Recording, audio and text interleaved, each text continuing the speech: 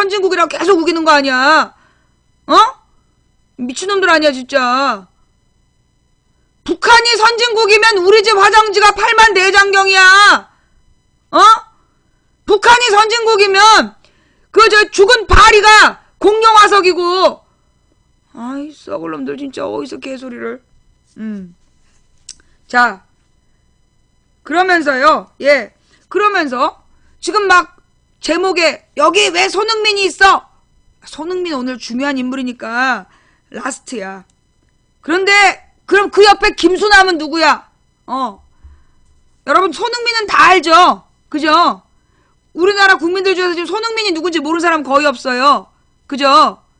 자 그런데 이제 손흥민이 뭐 잘못한다고 해서 우리 삶에 어떤 나쁜 영향을 미칠까요? 나쁜 영향을 미치지 않아요. 그런데 김수남이란 사람은 우리가 다 모르는 사람인데 이 사람이 나쁜 짓을 하면 큰일이 납니다. 예. 이 사람이 나쁜 마음을 먹으면 큰일이 나요. 자, 무슨 일일까요? 이 사람이 지금 누구예요? 검찰총장 후보예요. 예. 이 사람이 지금 검찰총장 후보라서 오늘 청문회가 있었어요. 우리 국민의 삶에 매우 중요한 영향을 미치는, 예. 그 우리 미스터 김유 여기 계시면요. 그 저기 뭐야 김수남이 이전까지 다뤘던 그 글들 있잖아요. 다뤘던 사건들. 예. 김수남이 그동안 다뤘던 사건들 아침에 도표가 돌던데. 예. 김수남 검찰총장 후보자가 지휘한 정치 편향 인권침해 수사 사건들 그거 우리 게시판에 좀 올려주세요. 그 전에 우리가 한번 봐야 될 내용은 뭐냐. 이렇게 중요한 검찰총장을 오늘 청문회를 했어요. 그러면 이 청문회에 대해서 기사가 좀 나와줘야 돼요. 자 그러면 우리 언론은 어떻게 김수남 청문회를 다루고 있는지 지금부터 한번 지켜볼게요. 예, 자, 여기서부터 시작합시다. 예, 자 김수남에 대한 기사 나와 있나요? 없어요. 첫 번째 페이지니까. 두 번째 페이지엔 있을까요? 없네요. 예, 그러면 세 번째 페이지엔 있을까요? 없고요. 네 번째 페이지에는 있을까요? 없네요. 그 다섯 번째 페이지 아까 이게 끝이구나.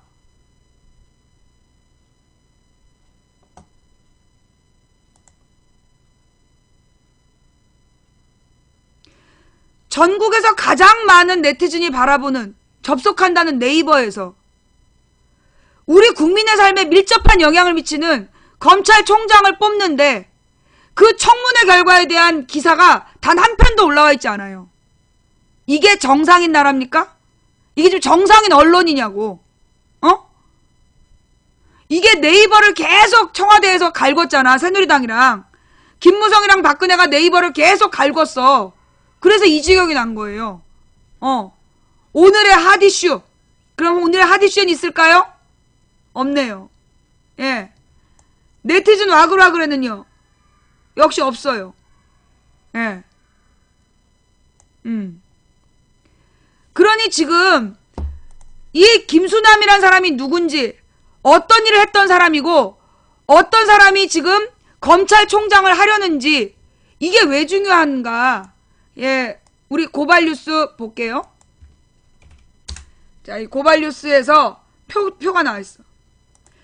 정치검찰 끝판왕 김수남 검찰총장이 된다. 권력자의 입맛에 맞춘 수사 일색. 박 정권 하에서 총선 대선 관리를 맡는다고. 지금 이 김수남이 지금 박근혜 정권 하에서 총선 대선을 맡는다는 거야. 그러니까 이제 박근혜 반대편은 무조건 선거법 위반으로 걸어놓을 수 있고, 예. 그렇다는 얘기예요. 에이 설마요. 이 사람이 그동안 어떤 수사 사건들을 맡았을까요? 미네르바 허위사실 유포죄. 이거 구속시켰잖아. 그죠? 법원에서 풀려났죠. 조중동 광고 불매운동. 이걸 그 언소주 회원 15명에게 업무방해죄 유죄 1,700만원 벌금을 선고하고 이 사람이 판결했구나. 예. 이래서 정당한 소비자 운동을 위축시키고 조중동 옹호하는 편파 수사. 자, 2010년에 미네르바를 허위사실 유포죄로 그 검찰이 고소하자, 이 사람에 대해서 이제 뭐 박대성 무죄가 이제 확정이 됐는데, 전형적인 표적 수사였고, 표현의 자유를 제한한 사건이었다. 이때 이제 중앙지검, 이때는 중앙지검장이었어. 다시. 서울중앙지검 3차장 김수남이 미네르바가 허위사실을 유포했다고 기소를 했는데, 박대성이 법원에서 무죄를 받아요. 그리고 항소를 포기해서 2심에서 항소를 포기하는 바람에 박대성은 무죄가 확정된 사건이 있었다. 또 조중동 광고 불매운동에 대해서 그 고소를 한 거예요. 그래서 언소조 회원 15명이 업무방해죄로 유죄를 받고 1,700만원 벌금을 선고받게 됐는데, 이건 정당한 소비자운동을 위축시키고 조중동을 옹호하는 편파 수사를 했다. 사실 지금 언론소비자 주권연대에서 그동안 조중동이 어떻게 허위사실을 보도했는지, 그래서 이 조중동에 광고하는 사람들에게 불매운동을 한 거야. 조중동에 광고하는 업체들의 불매운동을 했더니 이렇게 벌금을 때리고 중죄로 처벌했다는 거죠. 그 다음에 세 번째로는 뭐야? 국정원 여직원 셀프 감금 사건에 있어서 이 지검장이었대. 서울중앙지검장.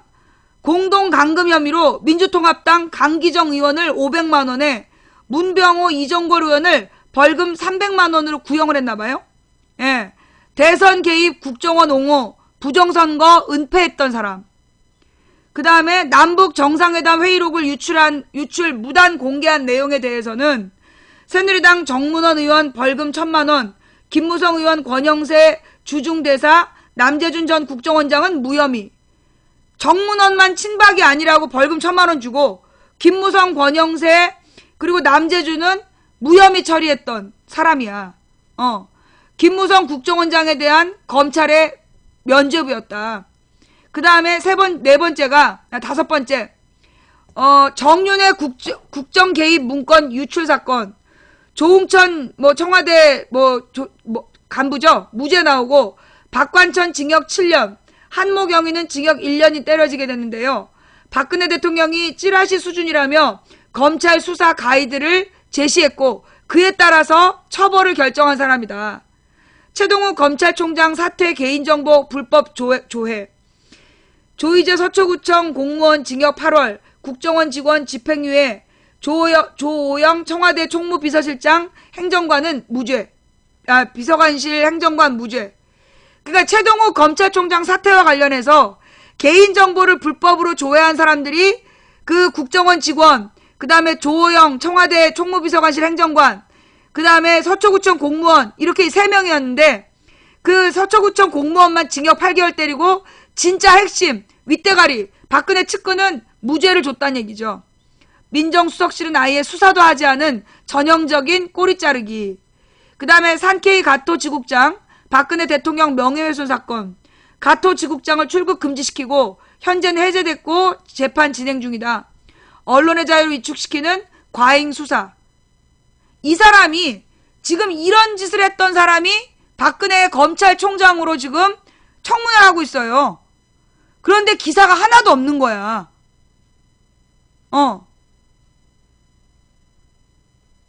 이게 왜 얼마나 심각한 문제인지 알겠어요? 기본적으로 우리가 어떤 비판도 박근혜 정부에 대해서 앞으로 우리가 어떤 비판도 할 수 없다는 거죠. 예. 박근혜 정부에 대해서 비판하면 가만히 두지 않겠다. 이걸 지금 보여주는 거야. 가만있어 보자. 누가 채팅창을 깼을까요? 채팅창을 깬 놈을 잡아야 되는데. 예.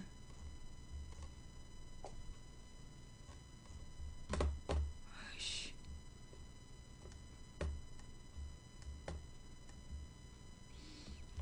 안 나오네.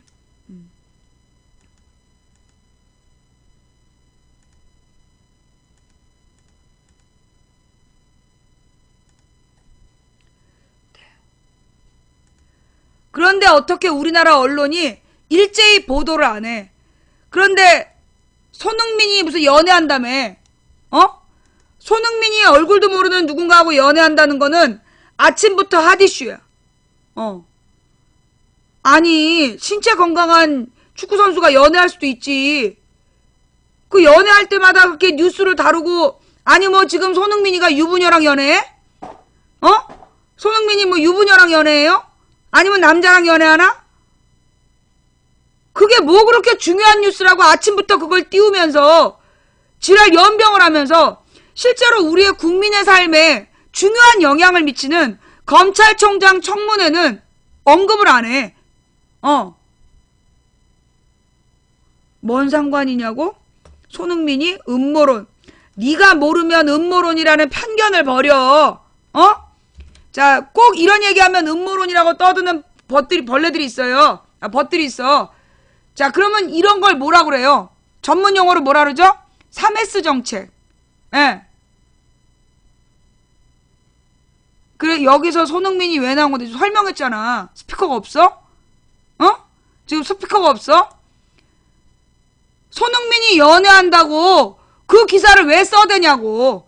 그게 뭐 그렇게 중요한 얘기라고 그걸 그렇게 써대냐고. 스피커가 없어, 뇌가 없어. 뇌가 없구나. 미안해. 이게 무슨 얘기냐면, 결국 자기네들이 어떤 정치적으로 숨기고 싶은 이슈가 있으면요, 그걸 터트려요. 연예인 스캔들을 터트려. 연예인 스캔들을 터트려서 대중의 관심을 그쪽으로 몰아가는 거야. 그래서 정치적인 자기네들의 치부를 숨기는 정책, 이걸 뭐라고 불러요? 이걸 뭐라고 불러? 3S 정책. 이 3S 정책이라는 게 뭐예요?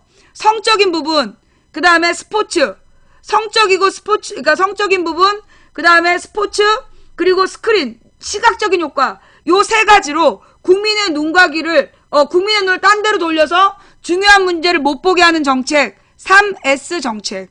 섹스 스크린, 그 다음에 스포츠를 이용한 중우 정치, 그러니까 아니죠, 우민화 정치, 백성을 바보로 만드는 정책, 요게 사전에 나오는 거예요. 자, 그러니까 그래서 우리 망치부인 방송 오래된 시청자들은, 그래서 뭐가 뜨면, 연예인 혹은 스포츠맨들의 스캔들이 터지면 반드시 정치면을 봐야 된다. 11월 19일 국회 법제사법위원회는 김수남 검찰총장 후보자에 대한 인사청문회를 실시합니다. 김수남 검찰총장 후보자 인사청문회의 가장 큰 쟁점은 그가 지휘했던 사건들에 대한 정치적 중립성입니다. 김수남 검찰총장 후보자가 지휘선상에 있던 사건들을 보면 정치적으로 편향됐었고 인권을 침해한 경우가 많았습니다. 이 김수남 검찰총장 후보자가 관여했던 정치 편향, 인권 침해 사건들을 살펴보겠습니다. 그래서 아까 쭉 봤던 사건들이 자세히 나와 있어요. 내가 혹시 설명이 잘못된 부분이 있을 수 있으니까 찾아가서 보시고요. 지금 김수남이 5.16에 대해서 5.16이 혁명이냐 쿠데타냐 질문을 했더니 답변을 제대로 안 한 거죠? 보고 있어요? 지금 중계방. 지금 김수남이 5.16이 혁명이냐 쿠데타냐 물어봤더니 답변 제대로 했어 안 했어? 안 하고 있잖아. 예. 이거 봐라. 펜딱지 달고 들어와갖고 이번 시위는 명백한 폭력 시위래. 이번에는 명백한 폭력 진압이야. 뻥까지 말고. 무슨 얘기인지 알겠어요? 5.16이 혁명이죠. 너 김수남이야? 너 인마 지금 저 국회에서 답변 안 하고 여기다 지금 댓글 쓰고 있는 거지? 자, 5.16이 쿠데타냐 혁명이냐 했을 때 혁명이다라고 얘기하는 애들은 이유가 뭘까요? 이유가 뭐 때문이죠? 무식해서 그렇죠. 예. 무식해서. 무슨 얘기냐? 그래, 네가 이제 폭력 시위라고 얘기해가지고 중요한 설명 안 듣고 싶은 거지? 자, 설명해 드릴게요. 이게 혁명이라는 말하고 쿠데타라는 말이 다 외국어예요. 예. 혁명이란 말이 원래 우리 조선에는 없었어. 그리고 뭐라 그러냐? 조선에 없었지? 그리고 저기 역성혁명 그 말이 있었던가? 미리 썼나? 하여튼 혁명이라는 말은, 그리고 쿠데타라는 말은 어디서 온 말이냐? 이게 서양사에서 온 말이에요. 서양의 역사. 그래서 서양의 역사를 기술하는 과정에서, 쓰는 과정에서 레볼루션, 이게 우리가 혁명이라고 알고 있는 외국어잖아. 그 다음에 쿠데타, 이 두 가지가 다른 거야. 그러면 이제 이 레볼루션이라는 건 시민혁명에서 나온 거야. 시민혁명. 제가 월요일 날인가 화요일 날, 일요일 밤 설명 쫙 했죠. 시민혁명. 영국의 청교도혁명, 명예혁명, 그 다음 미국의 독립혁명, 프랑스 대혁명, 요 세 개를 묶어서 시민혁명이라고 이야기하고, 요 시민혁명 결과 민주주의가 탄생하게 됐다 배우셨잖아요. 그러면 이 혁명이란 단어는 여기서 나온 거야. 무슨 얘기냐면 영국이나 프랑스나 미국이나 전부 지배 권력이 누구에게 있었어? 왕에게 있었던 거야. 미국은 영국 왕에게 있었고, 프랑스도 프랑스 국왕에게 있었고, 영국의 국왕에게 통치권이 있었죠.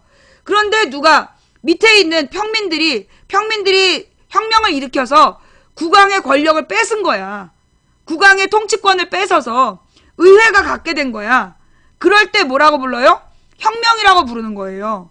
다른 말로 얘기해서 우리나라에서는 그래서 4.19가 혁명이에요.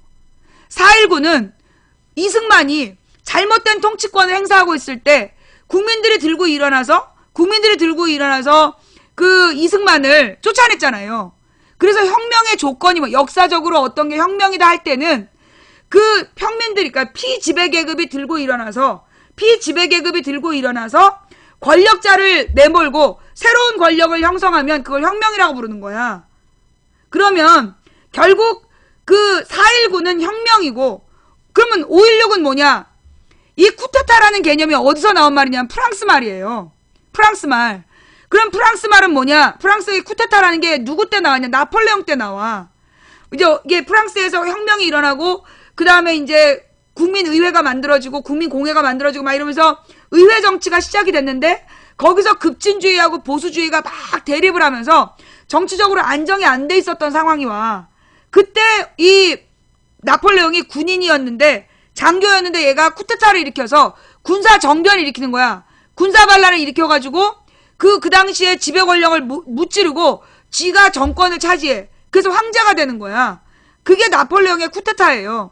그래서 쿠데타라는 개념은 나폴레옹에서 나온 것이고, 역사적인 정의가 뭐냐 하면 권력자의 하수인이었던 군인 계급이 그 권력을 찬탈하는 행위, 이런 걸 쿠데타라고 부르는 거야. 박정희가 쿠데타 일으킬 때 직업이 뭐였어? 장군이었잖아. 군사 장군. 육군 장군 박정희가 그 민주정부 수립된 장면 정부를 무찌르고, 그리고 자기가 군사 반란을 일으켜서 정권을 찬탈했잖아요. 그러면 이런 경우는 뭐라고 얘기를 해야 돼? 쿠데타 혹은 군사 반란이라고 해야 정확한 거야. 이해가 돼요, 안 돼요? 혁명이라는 말과 쿠데타라는 말에 이건 역사적 개념이야. 요거는 그냥 아무 때나 내가 붙이고 싶다고 붙일 수 있는 게 아니라고. 이런 말은, 혁명이라는 말이나 쿠데타라는 말은 정확하게 시대적인 평가를 반영한 말이에요. 그러니까 5.16은 쿠데타이고 4.19는 혁명인 거야. 근데 이제까지 어떻게 했냐, 이 등신 새끼들이 그동안 아주 오랫동안 4.19는 의로운 거사라고 쓰고 5.16을 혁명이라고 써왔던 거야. 근데 그걸 바로잡은 사람이 있어. 누구예요? 그걸 바로잡은 사람, 김영삼. 김영삼이 4.19, 자기도 4.19 세대다 이래가지고 대통령이 된 다음에 바로잡은 게 뭐냐? 4.19 혁명, 5.16 쿠데타. 요렇게 정확하게 역사적인 명칭을 쓰기로 했어. 그때부터 역사학자들이 당당하게 그 표현을 쓰기 시작한 거야. 그 전에는 그 교수들이라든가 학생들은 군사 반란이라고 얘기했지만, 누구는 박정희는 자기는 혁명이라고, 5.16 혁명적 변화를 가져왔다고 개지랄 떨었던 거 아니야. 그래서 지금도 5.16이 혁명이냐 쿠데타냐 묻는 건 다른 의미로 뭐예요? 올바른 역사의식을 갖고 있느냐 없느냐의 문제인 거야. 올바른 역사의식을 가지고 있느냐 없느냐, 그걸 따지는 게 5.16이 혁명이냐 쿠데타냐를 묻는 거야. 그런데 답변을 회피했다는 얘기는 뭐겠어요? 혁명이라고 얘기하고 싶은데 혁명으로 얘기하면 욕먹을까봐 답을 말하지 않는 거야. 비겁하기까지 한 거죠. 권력의 개가 될 준비를 충실히 하고 비겁하기까지 한 거야. 저런 사람이 검찰총장 되면 이제 우리 국민들 아주 그냥 개잡듯 하겠지. 개잡듯 하겠죠. 국정교과서 반대하는 우리를 용납하지 못하겠다고 다 때려잡아둘 수도 있는 거야. 이거 우리 국민들이 그냥 봐주면 돼요? 봐주면 안 돼. 근데 박근혜가 지금 쟤를 검찰청장으로 시킨다는 건 앞으로 돌아오는 총선, 대선, 지방선거, 총선, 대선을 공포정치로 치르겠다는 거예요. 김수남 검찰청장은, 김수남 검찰청장 건은 단독 사건이 아니야. 테러방지법하고 연관되어 있는 거예요. 테러방지법. 지금 새누리당에서 테러방지법을 만들겠다는 거야. 그 테러방지법이라는 게 뭐냐 하면, 테러를 일으킬 위험 인물들을 감시하고 미리 사전에 준비하겠다, 대비한다는 그런 내용이야. 그럴싸하잖아. 그런데 이 테러방지법을 국정원에서 주도하겠다는 거야. 새누리당의 주장은 테러방지법의 책임기관을 국정원으로 하겠다는 거예요. 그러면서 논리가 뭐냐? 어느 나라나 테러방지 활동은 정보부에서 한다. 영국이나 프랑스나 미국이나 독일이나 어느 나라나 테러 방지에 관한 주요 업무를 정보국에서 맡고 있다. 그러니까 우리나라에서는 국정원이 맡아야 된다. 그게 그들의 주장이에요. 얼핏 들으면 그래, 국제사회도 그렇게 하니까 맞는 것 같잖아. 그죠? 얼핏 들으면 맞아 보이죠? 그죠? 그런데 다른 나라 국정원이 국민들한테 댓글 테러 합니까? 다른 나라의 정보국에서 민간인 어린 학생한테 댓글 테러 해요? 다른 나라 정보국에서 선거에 개입해서 야권 후보에 대해서 악플 달고 앉아있고 그런 짓 해요? 안 하잖아요. 다른 나라는 정보부에서 감히 선거에 개입해서 야당 후보한테 악플 달고 앉아있고 그 야당 후보를 지지한다고 민간인의 딸에게 댓글 테러질하고 그런 짓을 안 해요. 또 다른 나라에서 그 정보국에서 간첩 증거 조작하고 그래요? 물론 미국은 증거 조작했지. 통킹만 사건 같은 거 여러 가지 조작 사건 일으켰어. 그러니까 미국은 예외로 쳐. 근데 미국도 어떻게 했어요? 그게 조작이었다면 역사적으로 밝히고 책임을 물어요. 근데 우리나라는 지금 현직에서, 지금 박근혜 정부에서 국정원의 모든 범죄가 드러났는데 처벌했어, 안 했어? 안 했어. 국정원의 모든 범죄가 드러났는데 처벌했다, 안 했다? 안 했다. 예. 그래서 우리가 김수남 검찰청장은 김수남을 검찰총장으로 임명한다면 국민에 대한 국민을 짓밟는 거다. 국민을 짓밟으려는 독재자의 어떤 의지를 천명하는 거다. 우리의 싸움은 더 치열해질 수밖에 없다. 우리의 이 박근혜와의 투쟁은 더욱더 심각해질 수밖에 없는 상황이 왔다. 그러니 우리가 널리 알려야 된다. 지금 박근혜가 검찰총장으로 밀고 있는 그 작자가 어떤 수준인지를 국민들에게 널리 알려야 되는데,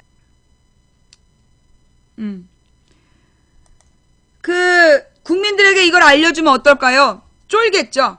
예. 국민들이 쫄아. 어머, 우리도 잡혀가면 어떡해요? 예. 우리도 잡혀가면 어떡해요? 우리한테 무섭게 하면 어떡해요? 그러면서 쫄겠죠? 그러면 당하고 사는 수밖에 없어요. 여러분, 잘 생각해봐요. 옛날에 이 식민지 노예로 살았던 시절, 식민지 노예로 살 때 조선 사람들이 행복했어요? 절대 다수 99%의 서민들은 불행했어요. 15살, 즉 중학교 2학년 정도밖에 안 된 딸들을 정신대로 위안부로 끌려가는 걸 봤어야 됐고, 고등학교 1학년, 중학교 3학년밖에 안 되는 17살 아들들을 강제 징병으로 뺏겨야 됐고, 결혼한 새신랑이 택시를 몇 번 안아보지도 못하고 강제 징용으로 끌려가서 일본의 어느 앙골 속에서 보고 싶다고 혈서 쓰고 죽어갔어야 했어요. 그런데 그 모든 사람들에 대해서 일본이 배상했나요? 안 했어요. 배상하지 않았어요. 박정희 때문에. 박정희가 배상할 필요 없다고 각서 써주는 바람에 그 억울한 일을 당한 그 무수한 농민들, 노동자들, 그 일반 국민들이 아무도 보상받지 못했어요. 그래도 지금 쟤네들은 식민지가 좋았다라고 얘기해. 식민지 일본의 일제강점기 때 그때가 우리나라가 발전한 시기다. 이런 정말 이빨을 뽑아 짤짤하고 손가락 분질러 윷놀이해야 될 그따위 소리를 주장하고 있어요. 물론 그때 발전한 사람들도 있어. 개인적으로 일본 놈 앞잡이에서 일본 제국주의 앞잡이를 해가지고 그 독립운동가 때려잡고 그리고 이 독립 민간 기업들 뺏어가지고 자기 개인의 일신의 영달을 추구했던 친일 반민족 행위자들은 일제강점기 때 너무 좋았지. 그 뒤로 승승장구했지. 그 자식들이 대를 이어 지금 떵떵거리고 살고 있죠. 그러나 99.9% 힘없는 백성들은 지옥 같았던 시절이 그 36년 일제 치하예요. 그런데 그 일제 치하 어떻게 시작되는 겁니까? 국민들이 정치에 무관심해지면, 국민들이 정치에 무관심해지고 그냥 아유 다 똑같은 놈들이야 라고 생각하다 보면 어느 날 국권을 피탈당하고 어느 날 여러분들은 쪽쪽 그 핏발리는 그런 지경이 되는 거야. 그럼 누가 그러겠지? 지금도 뭐 특별히 낫지 않은데 헬조선 그러면서 지금도 헬조선인데 나빠져봤자 뭐 얼마나 나빠지냐고. 지금보다 두세 배로 나빠져.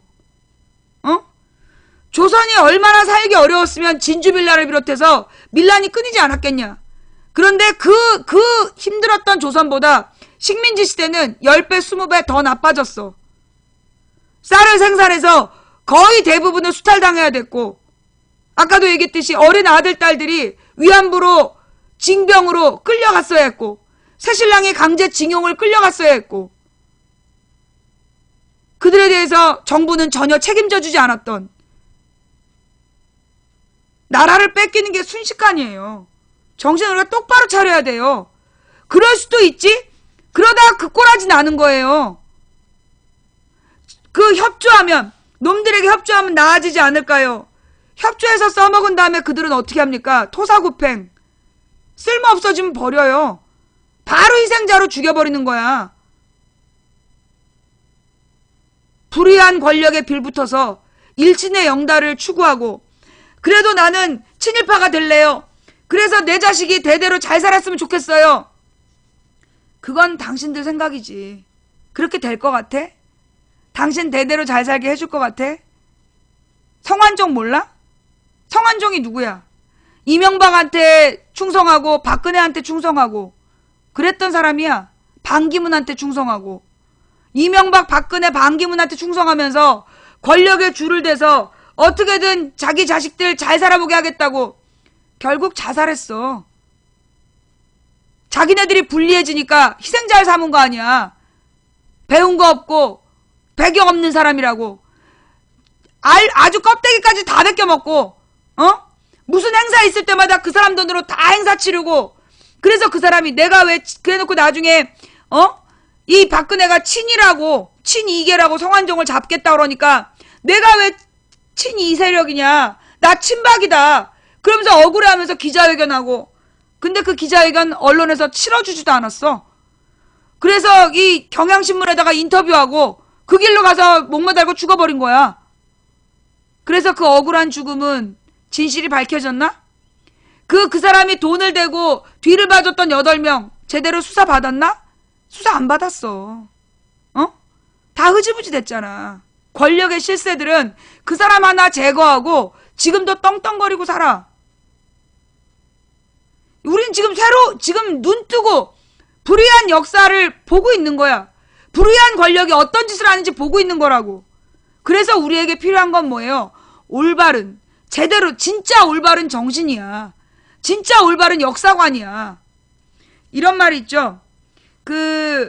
나쁜 대통령은 역사책을 바꾸고 훌륭한 임금은 훌륭한 왕은 훌륭한 지도자는 역사를 바꾸고 나쁜 대통령은 역사책을 바꾼다. 그런 말을 했더니 훌륭한 지도자는 역사를 바꾸고 훌륭한 대통령은 그 올바른 역사관을 심어준대. 지랄 연병이죠. 올바르다라는 말. 뭐 비정상의 정상화. 비정상의 정상화. 비정상적인 걸 정상으로 만든다는 줄 알았어. 근데 그게 아니야. 정상적인 걸 비정상이라고 얘기하는 거야. 비정상인 걸 이게 정상이야 라고 얘기하는 게 박근혜식 정상화야. 올바르는 뭐야? 99.9%가 이게 옳다고 얘기하는데 0.1% 지네가 올바르다고 얘기하는 게 올바르냐. 이게 사람이냐고. 이게 정상이냐고. 0.1%가 99.9%더러 너네 비정상이라고 얘기를 하고 있는 거야. 이게 말이 되냐고. 그래서 이 싸움은 0.1%의 비정상과 99.9%의 상식적인 세력의 싸움인 거예요. 0.1%의 비상식 세력과 99.9%의 상식 세력이 싸우는 게 이번 싸움이야. 그걸 놓치면 안 된다, 우리가. 자, 그래서 검찰총장 청문회 우리는 관심을 가져야 되고요. 그 다음에 누군가 여론을 묻는다면 여러분은 절대 반대, 분명한 입장을 가지셔야 돼요. 예, 두려워하지 마세요. 이런 걸 보고 공안통치, 이게 공안통치란 얘기가 나오면 존나리 또 겁먹는 사람들이 있어. 막 두려움에 떨어. 근데 내가 뭐라 했어요? 쟤네들의 특징. 여러분, 저 나쁜 새끼들은요, 그 나쁜 새끼들은 겁에 질리면 더 괴롭혀요. 그거 알죠? 옛날에 여러분들이 학교 때 혹시 무슨 왕따를 당해본다든가 그런 경험 있는 사람들 알 거야. 두려움에 떨면 더 괴롭혀요. 두려움에 떨고 위축되면 더 괴롭혀요. 그런데 어떻게 하면 대놓고 당당하게 싸우면, 대놓고 당당하게 싸우면 피해, 지네가. 걔네들은 어떤 성격이 있기 때문에 강자 앞에 약하고 약자 앞에 강해. 여러분이 쟤네들을 두려워하는 순간, 박근혜와 김수남을 두려워하는 순간 여러분은 그들의 밥이 되는 거예요. 뭔 말인지 알아요? 그래서 우리는 정확하게 우리의 뜻을 세우고 두려움 없이 싸워나가야 되는 거야. 여러분 옛날에 한때 유행했던 선덕여왕이라는 드라마 봤어요? 거기 보면 미실이라는 아주 나쁜 년이 나와요. 이 미실이라는 나쁜 년이 이 신여인 주제에 권력을, 정권을 차지하고 왕의 목숨을 쥐고 흔드는 그런 게 이제 미실이라는 나쁜 년이야. 이 년이 결국은 나중에 정권을 차지하죠. 그래가지고 그 권력을 휘두르다가 결국은 이제 죽는데, 이 년이 권력을 차지하고 있을 때 어떻게 하느냐? 자기가 애를 잡아먹는다는, 미실이 애를 잡아먹는다라는 그런 소문을 퍼뜨려. 그런 소문을 누가 퍼뜨려? 지가 퍼뜨린 거야. 그 미실이 애들을 잡아먹는다. 그러면서 아주 공포의 대상으로 소문을 퍼뜨린 거야. 왜? 두려움을 심어놓으면 감히 자기한테 반발하지 못하니까. 그러면서 어떤 특이한 그 이벤트를 해가지고 겁을 주는 거예요. 위축시키는 거죠. 그게 미실의 정치야. 그런데 그 미실의 정치를 똑바로 바라본 덕만, 그 덕만이 그 미실을 뒤집어 엎는 그 똑같은 쇼를, 걔네들의 쇼를 역이용해서 미실을 뒤집어 엎는 이야기가 나오잖아요. 선덕여왕 한번 다시 보세요. 누가 미실 머리 스타일이 꼭 누구누구 닮았다고 카리스마 있다 이러면서 치켜세우던 미친놈들이 있었는데, 미실의 핵심 내용은 그거야. 국민을 이벤트와 공포로 지배했던 미실을 힘없어 보이고 약해 보였던 이 덕만이 여러 사람의 지혜를 모아서 무찔렀다. 그게 결론이에요. 잊지 마세요. 여러분이 두려움을 느끼면 그 두려움을 뚫고 그들은 여러분을 잡아먹을 겁니다. 공포가 여러분을 잡아먹어요. 여러분 그런 얘기 들어보셨죠? 어느 냉장고가 고장이 나가지고 그 수리센터 직원을 불렀어. 그래갖고 수리센터 직원한테 냉장고를 고쳐라. 그래놓고 주인이 나갔는데 그만 냉장고 문이 닫힌 거야. 영업용 냉장고 크잖아요. 근데 그 영업용 냉장고의 그 온도를 보니까 영하 22도야. 근데 이 사람은 영하 22도에 지금 그냥 얇은 옷 한 벌 입고 그 냉장고에 갇힌 거야. 이 사람이 자기가 죽을 수밖에 없구나. 아무리 문을 열어도 문을 열어주지 않아. 이 사람이 다음날 얼어 죽은 시체로 발견이 돼요. 얼어 죽은 시체로 발견이 됐는데 이 사람이 죽은 그 냉장고의 온도는 몇 도였냐? 25도였다는 거야. 냉장고를 고치라고 부른 이유가 영하 22도로 맞춰놔도 25도에서 온도가 안 내려가니까 고치라고 부른 건데 이 사람은 자기가 냉장고에 갇혔다는 두려움 때문에 냉장고에 갇혔다는 두려움 때문에 진짜 영하 22도라고 느끼고 그 실제로 몸이 얼어 죽은 거야. 심리적인 공포로 그 안에서 죽은 거예요. 결국 두려움이 죽음을 만드는 거예요. 두려워한다고 아무것도 해결할 수 없어요. 예. 심리적인 두려움으로 결국 죽음에 이르는 거야. 겁내지 마세요. 왜? 여러분은 혼자가 아니니까. 여러분이 혼자가 아니니까 두려워하지 말라는 거야. 제가 혼자가 아니면요. 우리 망치부인 방송국이 있잖아. 우리 망치부인 시청자들 있잖아. 여러분은 혼자가 아니에요. 두려워하지 말아요. 이상한 일이 바로 발생하면 바로 우리한테 일러. 그럼 우리가 조사할 테니까. 두려워하지 마세요. 지금 우리 채팅창에서 적극적으로 글을 쓰시는 분들은 요원들이 뭐 수집을 하거나 말거나 신경 쓰지 않고 쓰시는 분들이야. 그런데 우리 방송의 채팅창에 글을 쓰는 분들은 지금 전체 3,600명 중에 10% 정도밖에 안 돼요. 한 360명 정도가 글 쓰고 있는 거야. 실제로 90%는 글을 안 써요. 예.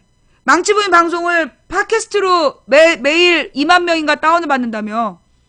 그리고 한 편이 한 달 정도 지나면 그 편을 다 본 사람이 한 7,000명 돼, 유튜브에서. 그러면 그 7,000명, 2만 명, 한 편당, 망치부인 방송으로 본 사람이 45,000에서 5만이야. 그러면 하루에 한 6, 7만 명이, 7, 8만 명이 망치부인 방송을 듣고 있는 거야. 그런데 의견을 표출하는 사람은 얼마 되지 않아요. 그 의견을 표출하지 않는 사람들 중에 두려움이 느껴지는 사람이 있을 수 있다는 거야. 그래서 내가 쫄지 마라. 두려워하지 마라. 내가 맨 처음에 우리 딸 얘기를 했어요. 그 폭도들은요. 그러니까 폭력자들은, 폭력범들은 어떤 마음이 있느냐. 폭력배들은 두려워하는 걸 때리면서 희열을 느껴요. 두려워하고 괴로워하는 걸 막 때리면서 희열을 느껴. 그래서 절대 우리는 두려워하면 안 돼. 그리고 괴로워하면 안 돼. 언제나 투쟁은 즐겁게, 가볍게 해야 되는 거예요. 미래를 걱정하지 마. 우리 이러다 잘못되면 어떡해요? 지금은 행복하냐고. 이러다 우리 잘못되면 어떡해요? 이런 분들한테 묻고 싶은 거. 지금은 행복하세요? 지금은 살만하세요? 지금도 죽지 못해 살잖아. 지금도 죽지 못해 살면서 더 나빠질까봐 아무것도 안 해? 아무것도 안 하니까 더 나빠지는 거야. 옛말에 이런 말 있죠? 우는 아이에게 젖준다. 그게 맞는 거예요. 싸워야 얻는 게 있는 거야. 무조건 뺏기고 당하면 아무도 도와주지 않아. 맞서 싸우고 목숨 걸고 싸우면 그 사람을 돕는 손길이 반드시 오게 되어 있어. 그게 우주의 원리야. 그래서 방제 왜 손흥민이냐고 기다려봐봐. 오늘 손흥민 씨 뉴스도 나와. 그래서 우리가 두려움 없이 적들과 싸워 나가야 된다라는 이야기를 하면서 다음 이야기는 요 테러방지법. 아까 했지. 이 테러방지법. 국정원에서 테러방지 주체가 되겠다. 거기 오늘 아침에 이제 그 토론을 하는데 저기 김현정 쇼에서 어떤 시민이 댓글을 달았더만 국정원이 국민한테 댓글 테러나 하면서 무슨 테러 방지를 하겠다는 거냐. 대한민국 국정원이 무슨 짓을 했어요? 망치부인 어린 딸한테 성폭력 댓글 달았어. 그게 테러가 아니고 뭐야. 그런 놈들이 누구를 무슨 테러를 방지해. 테러 방지라는 이름으로 돈 갖다가 또 내국인 중에 IS랑 유통되는 뭐 소통하는 놈들 있다. 내국인 감시할 거 아니야. 잡으라는 간첩을 못 잡고. 내가 어떤 또 제보를 받았어. 왜 미친놈이 뭐 서울시 뭐래더라? 서울시 지하에 땅굴이 있대. 전 뭐 국방부 뭐 했던 놈인가 무슨 육군 장군인가 뭔가가 어떤 미친놈이 돌아다니면서 서울 시내 지하에 북한 땅굴이 있다. 그리고 떠들고 다닌다는 거야. 그걸 영상으로 만들어가지고 돌린 거예요. 이런 미친 새끼들을 만나. 서울시 지하에 땅굴이 있고, 또 지금 대한민국에 뭐 5만 명의 간첩이 움직이고 있대. 자, 지들의 주장대로 서울시 지하에 땅굴이 있고 5만 명의 간첩이 활동하고 있다면 숫자를 세고 있다는 얘기잖아. 안 잡아들이고 왜 지랄이야? 안 잡아들이고 뭐 하는 거냐고. 서울시 지하에 뭐 북한 땅굴이 있고 5만 명의 간첩이 있다면 이명박 박근혜 목을 쳐야지. 광화문 내거리에 사지를 묶어야지. 5만 명의 간첩이 돌아다닐 때까지 뭐 했냐고. 그동안 그 무수한 그 예산 쓰면서 뭔 짓거리 했냐고. 이건 이명박 박근혜 목을 딸 일이야. 5만 명의 간첩이 돌아다니고 있다면. 이것들이 어디서 개소리야. 5만 명인지 안다는 건 5만 명이 있다는 건 숫자 세고 있다는 얘기잖아. 근데 왜 안 잡아? 잡긴 잡았지. 언제? 이명박 때 그게 2008년이었지? 2008년인가?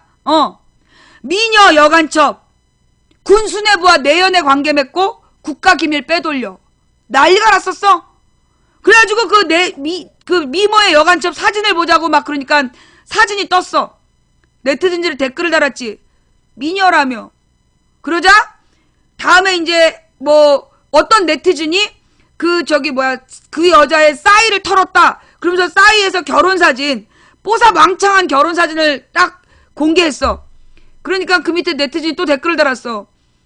뽀사 패서 이래? 그래갖고 다음날 제목이 바뀌어. 여간첩 원정화 사건. 그 다음에 거기서 군 수뇌부가 누구냐 그랬더니 예비군 훈련하는 대위래. 그러자 댓글이 대위가 군 수뇌부면 우리 집 화장지가 8만 대장경이다. 이 시댕이들아. 막 댓글이 막 달린 거야. 그래서 흐지부지 사라진 사건. 그 다음에 야심찬 간첩 사건이 또 일어나요. 교수 간첩 사건. 와, 이거 이승만 박정희 때 있었던 사건 아니야. 이승만 박정희 전두환 때 교수 간첩 사건. 그 교수 누구냐? 경찰대 교수래. 댓글에 그러면 간첩이 경찰을 키운 거야? 그래서 흐지부지 사라진 사건. 그 다음에 이번에는 정말 뭐 혹독한 훈련을 거친 쉬리에 나오는 간첩들처럼 혹독한 훈련을 마치고 몇 년 동안 준비해가지고 남한 사정에 대해서 빠삭하게 훈련받은 2명이 황장엽의 목을 따라왔어. 황장엽의 목을 따라와시다. 제목도 멋있었어. 와. 그런데 국정원에서 대질신문에서 다 불었대. 그러니까 댓글에 야, 혹독한 훈련까진 재밌었는데 대질신문에서 불었다는 말에 빵 터졌다 야. 그래갖고 흐지부지 됐어. 그리고 그 다음에 황장엽이 죽었어. 황장엽이 죽었는데 그래갖고 이제 황장엽을 국립묘지에 묻냐 마냐 난리가 났어. 나라가 벌썩 들썩들썩. 그런데 또 황장엽 목을 따러 왔대. 부관 참시도 아니고 이미 죽어서 묻었는데 목을 어떻게 딸 거냐고.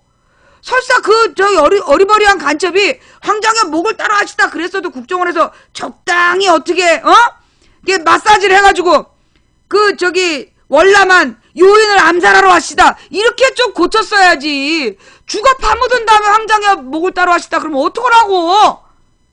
그 다음에 터진 게 뭐예요? 서울시 공무원 간첩 사건. 와. 오세훈 때 서울시 공무원이 된 유우성이 박원순이 시장이 되자마자 그 다음에 2012년 1월 평양에 몰래 다녀왔다. 이러면서 이게 평양 노래방에서 찍은 사진이다. 증거 사진을 제출했어. 근데 그게 아이폰으로 찍었어. 백데이터에 연변, 여기는 연변 표시가 되어 있네. 그래갖고 간첩 이게 증거가 안 된 거야. 두 번째로 아니다. 여동생이 간첩이라고 증언을 했다. 여동생이 판사가 물어보니까 국정원에서 시켜서 거짓말했시오. 그래가지고 유우성 간첩 사건 1심에서 무죄가 나왔어. 그러자 그때가 박근혜 정부가 이제 들어선 다음에 유우성 1심 무죄가 나와. 박근혜 정부의 국정원이 어떻게 했어요? 심양으로 가. 심양이 어디냐면 그 옛날 우리 그 만주라고 얘기했던 옛날에 왜 고구려하고 발해 땅 있잖아. 고구려 발해 요 끝에 그 경계선 쪽에 있는 게 심양이라는 데야. 그래서 거기가 이제 이 우리나라 북쪽에 있는 중국 땅의 중심지예요. 심양으로 가서 뭘 했냐?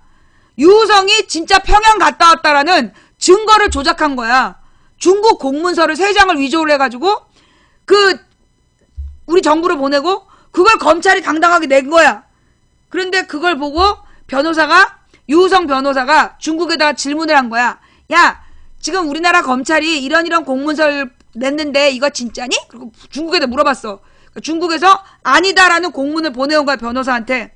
그래서 이 변호사가 야, 중국에서 이 문서, 너네가 제출한 문서 가짜래. 그랬더니만 얘네들 또 문서를 조작을 한 거야. 변호사가 제출한 문서는 가짜고 검찰이 제출한 문서가 진짜라는 중국 공문서를 또 위조로 만들어 왔어. 그래서 이거를 또 변호사들이 또 꼰질른 거야.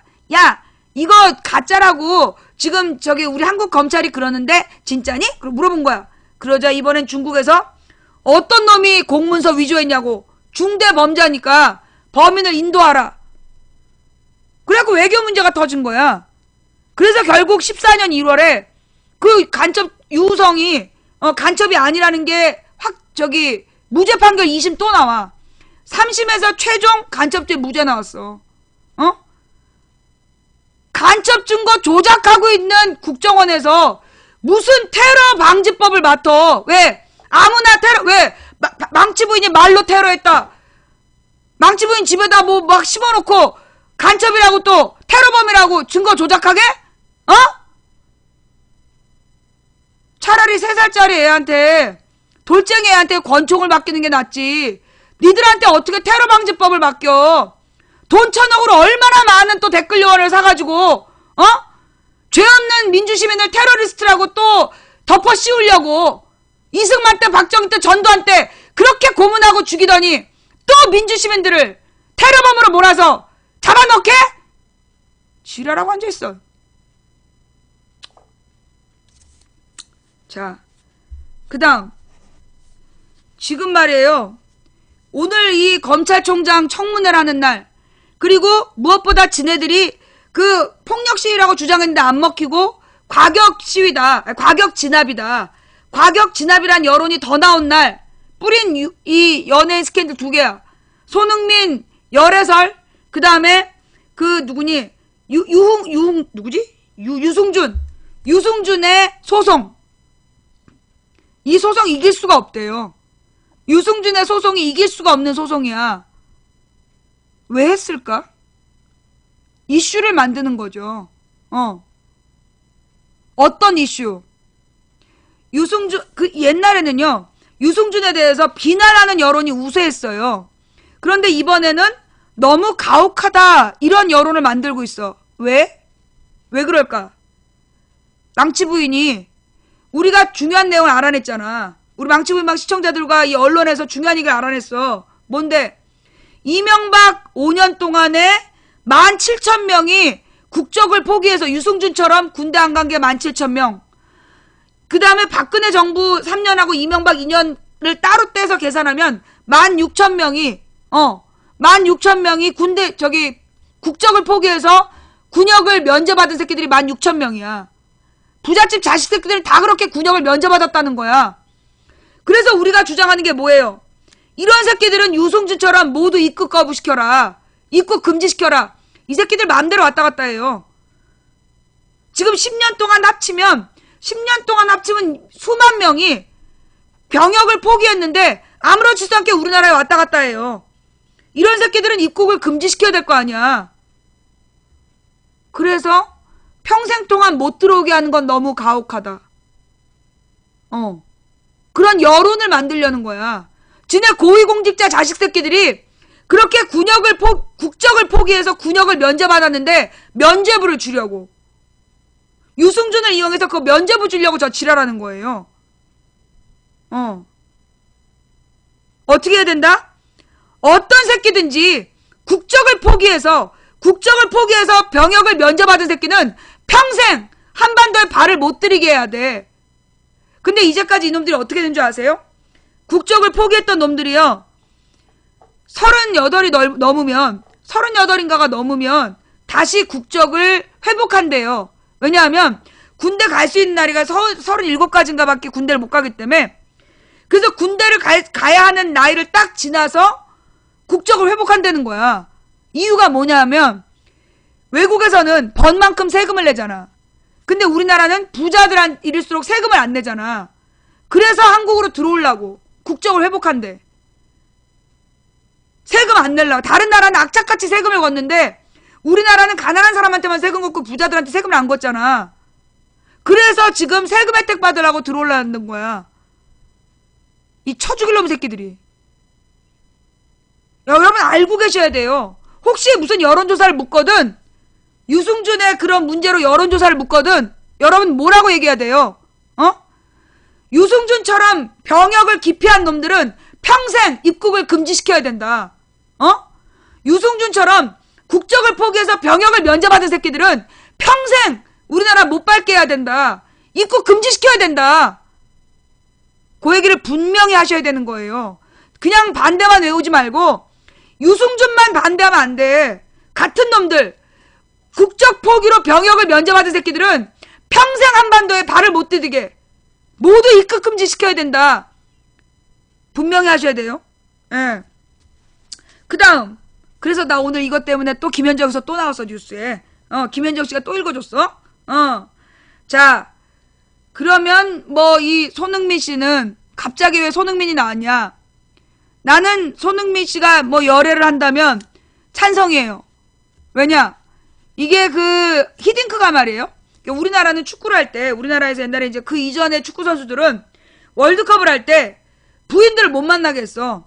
경기 전에, 국제대회 전에 부인들을 못 만나게 하고 철저히 금욕으로 훈련을 시킨 거야. 그런데 히딩크는 어떻게 했냐? 그 월드컵 4강 할 때 그 부인들을 경기 전날 다 부른 거야. 다 불러가지고 그 원기를 회복해라. 그래가지고 이제 그래가지고 4강까지 간 거야. 4강까지 간 거야. 가족들을 만나서 그 가족들하고 이제 막 그 행복한 기운을 나눈 다음에 훨씬 더 능률이 좋았다. 나는 그 뭐 손흥민 선수가 연애하는 거 그거 갖고 시비 걸면 안 된다고 생각해. 이렇게 좋은 유전자는 그 좋은 유전자를 빨리 만들어야 돼. 연애만 하지 말고 빨리 결혼하라고, 결혼해서 좋은 유전자를 낳으라고 우리가 적극적으로 권장해야 돼요. 지금 우리나라의 저출산 문제가 얼마나 심각해. 이 저출산 문제를 해결하기 위해서 우리가 이 최대한 힘을 모아야 된다. 이게 오늘의 손흥민 이야기예요. 그 손흥민 얘기 왜 갖다 쓴 건데? 손흥민보다 중요한 김수남한테 관심 좀 가지라고. 그러면서 여러분 이런 기사 봤어요?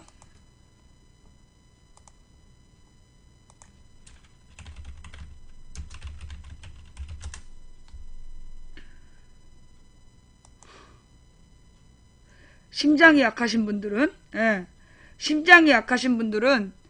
지금부터 보여드리는 이 사진을 주의하시기 바랍니다. 어디 갔어? 잠깐만요.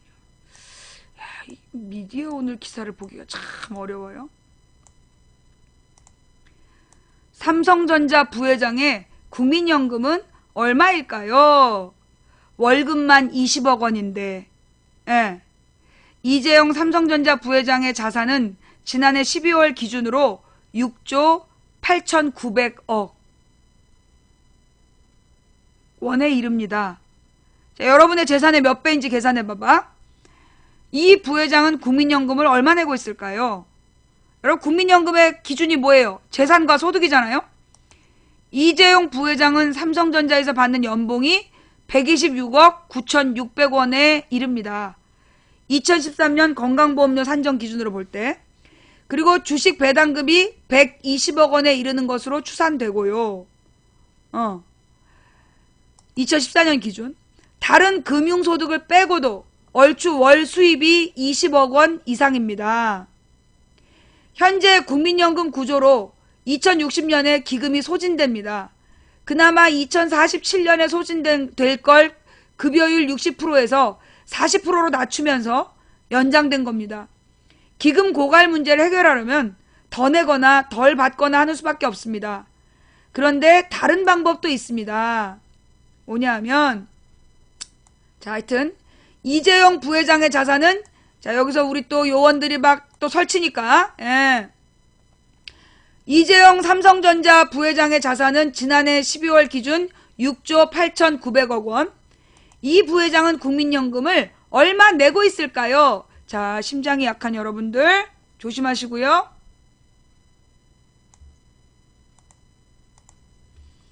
36만 7,200원.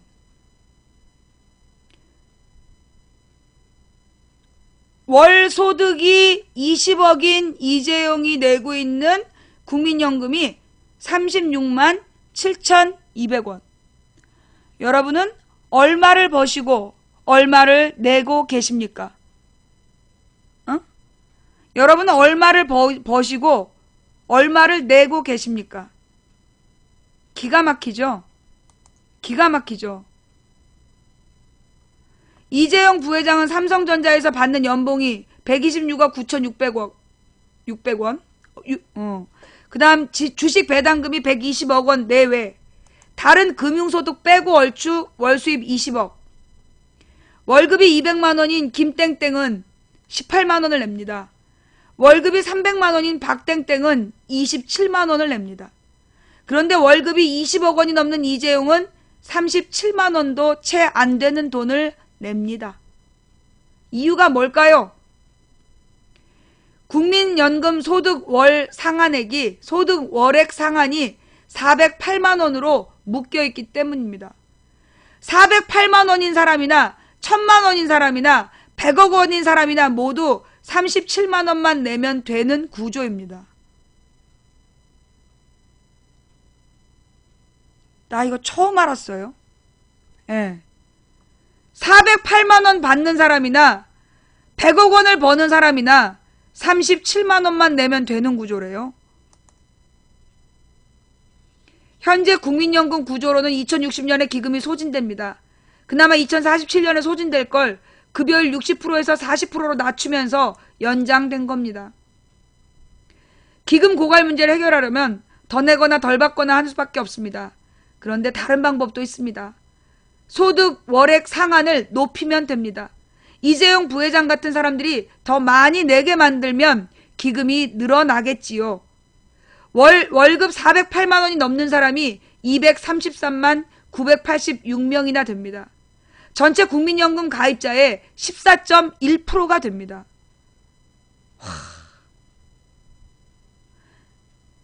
이렇게 많은 사람들, 이 14.1%나 되는 이놈들이 거의 우리나라 국민의 재산 80%, 60몇 프로를 가져가면서 국민연금을 안 내고 있다는 얘기야.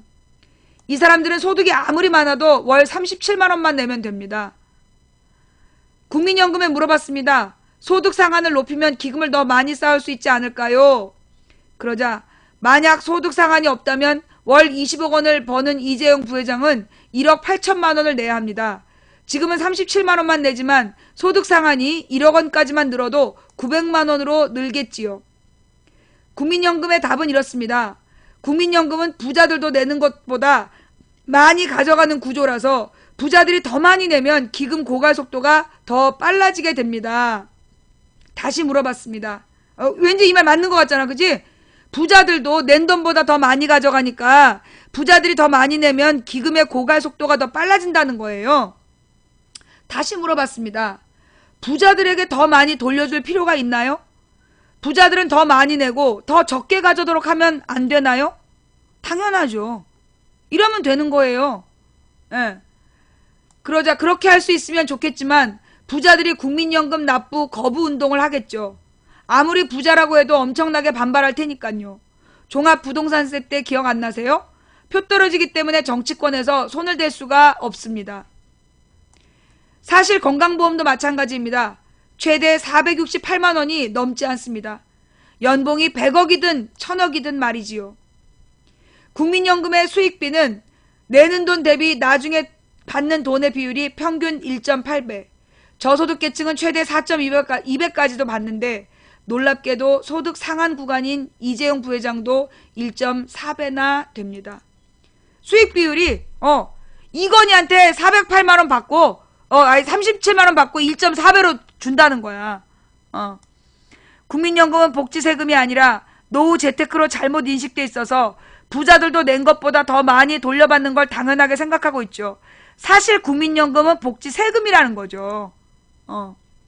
국민연금은 누군가에게는 유일한 노후생계 대책이지만 이재용 부회장에게는 그냥 푼돈일 뿐입니다. 이재용 부회장 같은 부자들이 더 많이 내고 더 적게 받도록 바꾸지 않는 이상 기금 고갈 문제를 해결할 수 없고 수익 비율의 역진성 문제도 개선할 수 없습니다. 국민연금 소득 월액 상한을 크게 높이고 수익 비율을 조정해서 저소득계층에게 더 많이 혜택이 돌아가도록 해야 합니다. 국민연금은 국가 재테크가 아니라 사회연대 기금이 돼야 합니다.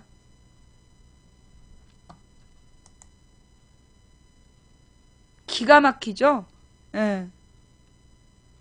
망치부인님, 이건희가 230만원밖에 안 낸다면서요? 468만원인데 회사에서 절반 내고 이건희는 절반만 내. 263만원. 233만원?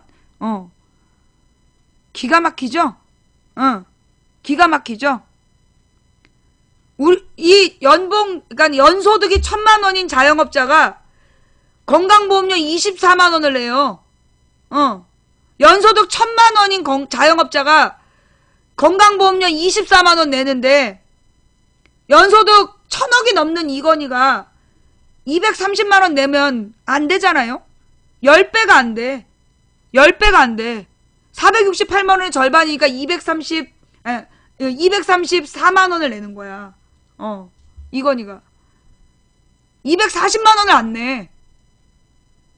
이러니까 우리 국민들이 지금 거리로 나온 거 아니에요? 만약에 이게 무슨 독일이나 미국이나 프랑스나 이탈리아나 스페인에서 이랬다. 난리 납니다. 스페인은 좀 그렇겠다. 스페인, 이탈리아는 조금 그 부자들의 탈세가 좀 있는 나라니까. 영국이나 프랑스, 독일, 미국 이런 데서 이러면 난리 나요. 뒤집어집니다. 폭동 일어나요.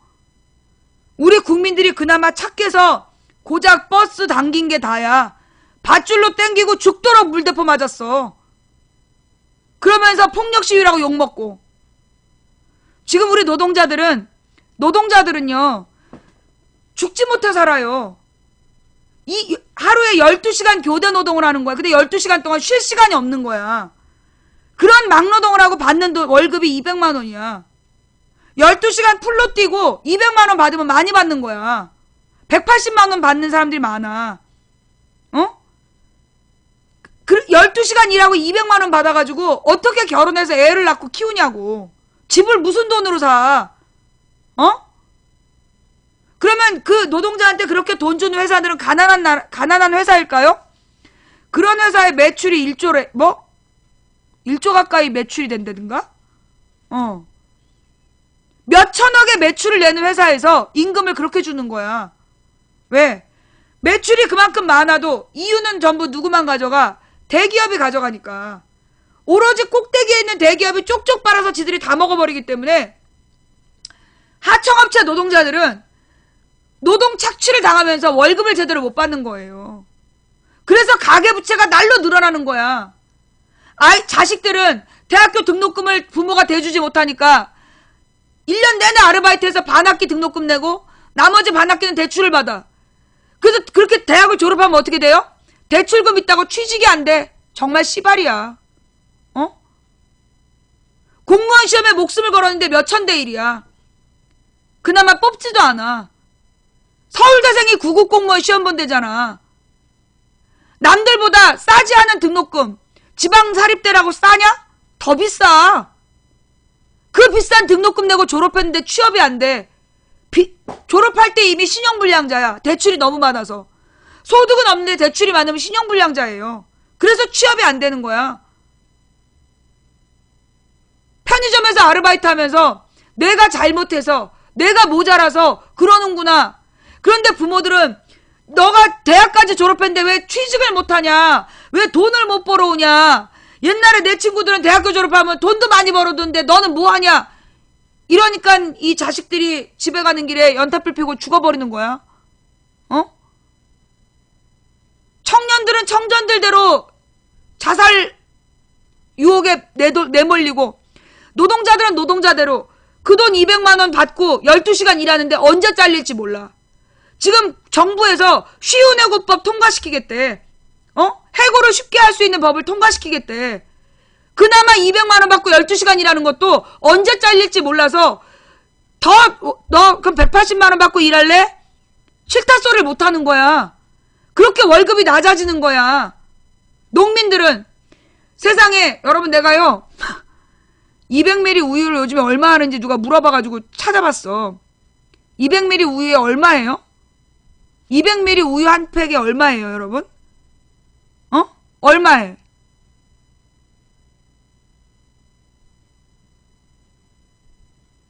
편의점에서 900원. 4배 반이 올랐어. 인터넷에서 찾아보니까 서울우유는요, 서울우유 200ml가 1,100원이더라? 1,000원이 넘어. 서울우유 200ml는 1,000원이 넘고, 매일우유 200ml가 싸서 800원대야. 미친 거 아니냐? 우유 200ml가? 그래서 외국은 우유 200ml가 얼마 하는지 물어봤어. 우유값이 어떻게 되냐고. 1.9리터가 2,500원이래. 1.9리터가 2,500원. 우리나라가 물가가 제일 비싼 나라야. 우리나라가 진짜 물가가 제일 비싼 나라예요. OECD에서 임금 수준은 바닥인데 물가는 뉴욕보다 비싸. 우유 회사를 지금 욕하고 있는데, 아니 우유만 그래? 우유만 그러냐고. 과자는 지금부터 20년 전에 500원짜리 과자 맛동산 500원이었잖아. 지금 맛동산 얼마야? 한 3,600원인가 하잖아요. 그죠? 같은 양이. 그나마 맛동산 새우과자는, 새우깡은 그래도 양이 지켜지는 거야. 나머지 과자들, 나머지 그 제과점에서 땡땡 제과 이런 데서 나오는 것도 봐봐. 그 20년 전에 양만큼을 살려면 지금 값이 4배 5배 올랐잖아. 그죠? 20년 전만큼의 양을 살려면 그나마 4, 5배 올랐어. 거짓말하지 마라. 지금도 몇천 원이나 양이 4분의 1로 줄었잖아. 20년 전에 2,000원 하던 과자의 양이 지금 똑같이 2,000원, 포장지는 2,000원인데 양이 4분의 1이잖아. 그럼 4배로 올라간 거야, 이 등신들아. 물가는 세계에서 제일 비싸고, 못 듣겠어? 왜? 찔려? 본인이 등신이구나. 물가는 세계에서 제일 비싸고, 월급은 OECD 중에 가장 바닥이고, 그런데 우리 국민들이 너무 착해. 너무 착해서 웬만하면 화를 안 내. 그러면서 그 언론에서 만든 여당이나 야당이나 똑같아. 그러면 똑같은가 보다. 그러고 다녀. 그래서 우리의 노동 조건은 점점 나빠지는 거예요. 여러분 지금 민주노총에 대한 비판, 민주노총이 나쁜 새끼들이다. 왜냐하면 이제 14일날 폭력 시위를 했던 사람들 중에 민주노총 사람들이 있는 거야. 그러니까 민주노총이 나쁜 놈들이다. 극렬 과격분자들이다. 그렇게 욕을 하는 거야. 근데 여러분, 그래서 민주노총이 사라지면 어떻게 되는지 알아요? 여러분 지금 받는 월급 4분의 1 안 주고도 여러분 쓸 수 있어요. 지금 그나마 노동자들이, 그나마 전국 10%가 노조에 가입해서 민주노총이 그래도 싸워주고 있기 때문에 지금 그나마 속도를 늦추고 있는 거야. 그래도 계속 줄고 있잖아요. 안 주는 방법이 있어. 여러분 월급을요, 생활임금 받게 하는 방법이 있어요. 그게 뭔지 알아요? 민주노총 가입률이 50%가 되잖아? 민주노총 가입률이 50%가 되면 우리나라 노동자들이 생활임금 받을 수 있어요. 민주노총 노동자들이 50% 가입하면 민주노총에 우리나라 전체 노동자의 50%가 가입해서 공동된 투쟁을 하면, 그러면 노동자들이 연봉 7천만 원 가능해요. 그럴 돈이 어딨어요, 기업에? 있다니까. 기업에 있다니까. 기업 창고에 지금 있다니까요. 그 돈 나눠 가지면 돼요. 기업은 땅 파서 장사하나요? 누가 땅 파서 장사한대요? 노동자의 피땀으로 장사하는 거지. 노동자의 희생과 정부의 특혜로 사업하는 거지. 누가 땅 파서 장사한대? 우리도 땅 파면 돈 나오나? 재벌의 창고에 있는 돈, 그 돈 원래 노동자들이 받을 돈이야. 하청업체 노동자들이 받을 돈이고 원래 그 노동자들이 다 나눠 가질 돈이야. 그런데 그 돈을 여러분 30대 기업에서 쌓아둔 돈이 700조 원이야. 근데 우리나라 전체 가정의 빚이 614조 원이야. 우리나라 모든 가정의 빚보다 30대 기업 창고 안에 있는 돈이 더 많아. 그러면 700 빼기 614조 해봐. 86조야. 30대 기업이 86조 나눠 가져도 큰 돈이야. 내가 잘못 아는 거예요? 여러분 제가 지금 잘못 생각하는 거예요? 가게에서 614조 빚을 진 이유는 각 가정마다 받아야 될 월급을 못 받아오니까 빚으로 생활을 해서 빚이 늘어난 거야. 그런 각 가정에게 이 대기업이 제대로 월급을 연봉 7천만 원씩 나눠주게 되면 그러면 얘네들이 86조 갖고 나눠 갖고 끝나나? 아니야. 국민들이 연봉 7천이 되잖아. 노동자 평균 임금이 연봉 7천이 되면 그만큼 소비를 해요. 전화기도 더 많이 쓰고 텔레비전도 많이 쓰고 냉장고도 몇십 년씩 안 쓰고 바꿔 쓰고 가구도 막 바꾸고 옷도 잘 사 입고 그 외식 산업도 발전하게 되고 스포츠 센터에도 많이 가고 여행도 많이 다니고 자동차도 자주 바꾸고 내가 볼 때 연봉 7천 되면 적어도 5년에 한 번씩 자동차 바꿀 거라고 봐. 그러면 지금 저들이 700조 원을 쌓아놓고 행복해하고 있잖아. 그 700조 원 중에 614조 원을 풀고 나면 그들 순식간에 다시 1400조는 얻을 수 있어. 왜? 700조, 이 614조 원이 풀려나가면 소비가 일어나고 소비는 생산을 만들고 그만큼 경제가 성장하면 재벌의 이익도 그만큼 늘어나는 거야. 노동자에게 투자하라. 오늘 저의 메시지예요. 노동자에게 투자하라. 그게 당신의 이윤을 지금보다 10배, 20배로 늘리는 길이다. 소비가 일어나야 생산이 일어나고 생산이 일어나야 경제가 성장하고 다 같이 먹고 살 수 있는 길이 열리는 거야. 근데 지금은 쭉쭉 빨아가지고 모든 대기업에서 다 갖고 있어. 여러분 현대자동차가 계속 안 팔리고 있어요. 그거 알죠? 현대 기아차 주식 떨어지고 있고 계속 안 팔리고 있어요. 삼성전자 지금 계속 주가 떨어지고 있잖아. 주가가 떨어지는 게 아니라 국가 경쟁력이 떨어지고 있잖아. 스마트폰 점유율 시장에서 계속 떨어지고 있어. 이거 왜 그러는 거예요? 삼성 전화기, 현대기아 자동차 왜 안 팔려? 물건에 문제가 있나? 돈 있는 사람들은 이 삼성폰 외국에서는 많이 사. 근데 애플한테 못 이기는 것 뿐이지. 외국에다 한 30만 원에 파니까 팔리는 거야. 우리나라에는 100만 원씩 받으니까 안 팔리는 거고. 100만 원씩 팔고 싶으면 적어도 노동자 월급이 4,500원 돼야 될 거 아니야. 그래 100만 원짜리 전화기를 사지. 노동자 월급이 100만 원, 150만 원인데 어떻게 100만 원짜리 전화기를 사겠어? 차를 바꾸고 싶어도 돈이 있어야 차를 바꿀 거 아니야. 우리는 건설업이니까 상관없어. 지금 미분양 아파트, 지금 안 팔리는 아파트들, 그거 왜 안 팔리는 거야? 결혼하고 싶은 청년들이 취업을 못하고 월급을 못 받으니까 결혼을 못해서 아파트가 안 팔리는 거야. 쟤 부모들이랑 같이 살고 있잖아. 결혼 못한 노처녀 노총각들이 한 집에 4인 가족이야. 30대 자녀들 둘을 데리고 살아. 이 집이 연소득 7천이 되고 이 애들이 각자 돈을 4, 5천 연봉 받아봐. 당장 나가서 아파트 사. 내가 지금 잘못 생각하는 거예요? 내가 지금 잘못 생각하는 거예요? 아파트도 차량도 전화기도 왜 안 팔리냐? 월급을 안 줘서 안 팔리는 거야. 임금을 제대로 줘야지. 옛날에 1980년대는요.